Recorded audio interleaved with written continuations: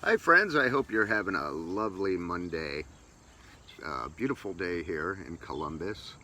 Out in the backyard, enjoying our lanai patio on this beautiful day while the weather lasts. And I wanted to talk to you about, tell you about my Baby Sitar. Now, I had originally got inspired to use one. Deb and I had taken a trip to India and Nepal. We did a festival called the High on the Blues, and one of the most sublime experiences I've ever had on a gig was playing in a Buddhist temple in Kathmandu in a courtyard on a moonlit night. There were monkeys and it was pretty incredible.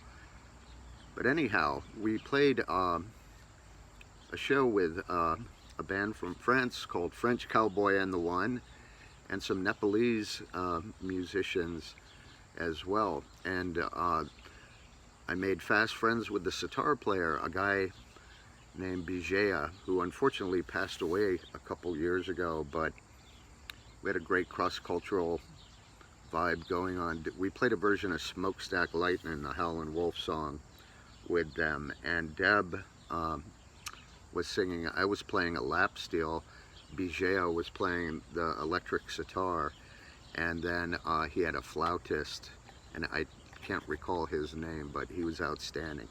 But anyhow, as it often occurs when you're traveling, you use the traveling as inspiration for your songwriting. And Deb and I had come up with a song that was actually the title cut of our Viztone EP, Streets of Mumbai. And the first clip that you heard at the opening of this video, that was segments of Streets of Mumbai. So while we were writing it, as often is the case, Deb has the lyrics and I'll come up with a riff, and it was just begging for that subcontinental twang, that Indian, Nepalese sound of a sitar, but I had never played a sitar, and unfortunately Bijaya was very sick at that time because we were going to have him record a part. So I thought, well, what can we do? So there's different gizmos, little effects boxes that you can buy that emulate. But then I had been familiar with the electric sitar that came about in the 60s from Dan Electro.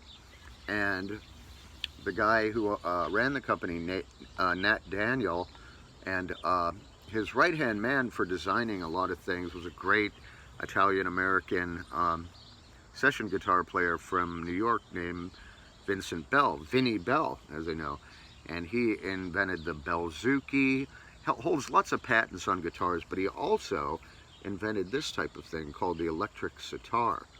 And at first it was manufactured by a subsidiary called Coral, but then the Dan Electro version came out, and this is a reissue of that, which I got from my friend Ed at the guitar department in Akron, because what had happened was I had a white one that I got made by Jerry Jones, which was a replica of the Dan Electros in the 60s, and it was great, and I used it on the track. And then I brought it out to a couple solo gigs, and I immediately noticed when I was playing it, it really grabbed people's attention, and a little light went off in my head, so I started using it regularly.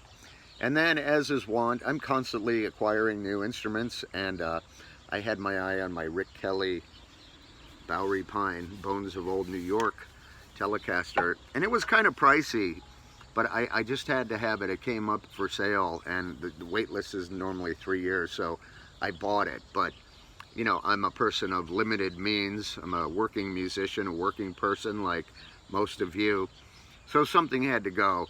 So I actually sold the the Jerry Jones sitar, to a great guy who actually turns out plays guitar for Harry Styles.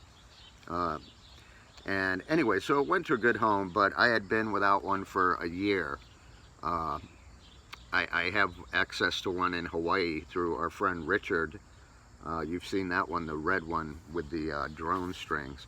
But I always like the baby one because, again, I'm all about the simplicity. This has one pickup, you can see there, and that's called a lipstick pickup because in the 50s when Nat Daniel started making pickups, he actually bought a bunch of lipstick covers and used them to house the pickup. So that's where that term comes from. So how this works, basically, it's basically an electric guitar, but this is the secret right here, the bridge and the saddle. That's called a buzz bridge, which is something that Vinnie Bell perfected. And unlike a regular guitar, I don't know if you can see that, the strings actually lightly touch this metal piece here, causing the strings to whir and buzz. So on a regular guitar, that would be like, oh God, that's horrible. But that's what gives it the sound. And it's just pure genius, very simple. There's a little tail piece there which anchors the strings, and then the buzz bridge with the aluminum saddle that the strings pass through.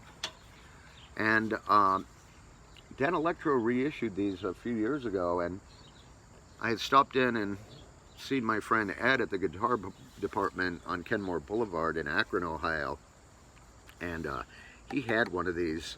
He had this very one last year, and I was like, I just sold the other one, and I don't know. And, you know, it's life. You know how that goes. So I really missed it, and I stopped in a couple weeks ago, and sure enough, he still had this, which is very surprising because it's very rare. They normally come in a sunburst finish, and this one is in a black and red crackle, which I think looks really cool. And apparently there's only 4 in that color in the world, but I didn't buy it for aesthetics. I bought it because I missed it, and going to be making more material with Deb. We're working on a new song now, which you will hear very shortly. But I just wanted to tell you about it and how it came about, the influence that I used on the streets of Mumbai and on my solo gigs. And it's become kind of part of my arsenal, and I use it in quite a bit of repertoire, particularly on old vintage pop and soul songs, like this one that's going to follow. There was an electric sitar on it on Stevie Wonder's Signed, Sealed, and Delivered. So thank you so much, everyone. We really appreciate your support. Please let us know down in the comments section what you think, and any other ideas for videos. Our next one, I think, is going to be a suggestion from our friend Renee about how Deb and I met. So, the Dan Electro Electric Baby Sitar. Thanks for watching.